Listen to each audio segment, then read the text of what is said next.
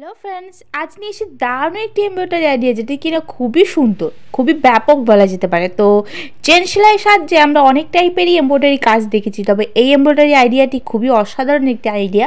তো দেখো, এখানে প্রথমে আমি দেখতে পেলাম এখানে একটি কাপড়ের উপর সুন্দরভাবে এঁকে নিয়েছি। আঁকার পর এইভাবে ফ্লাওয়ারগুলো তৈরি করা হচ্ছে। ফ্লাওয়ারগুলোর এই যে স্টিচটি করছে সেটি হলো চেন সেলাই। তো চেন সেলাইয়ের সাহায্যেই এই ফ্লাওয়ারটি তৈরি হচ্ছে। তারপর আমরা দেখতে পাচ্ছি এখানে স্টিচ করছে এখন।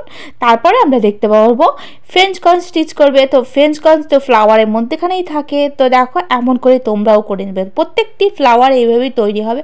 খুবই সাধারণ একটি স্টিচের সাহায্যে তোমরা এমন টাইপের ফ্লাওয়ার এমব্রয়ডারি বাড়িতেই বানিয়ে নিতে পারো। এবার আমরা দেখতে পাচ্ছি ডালে স্টিচ করছে। তো ডালে স্টিচটি কী স্টিচ করছে বলো তো?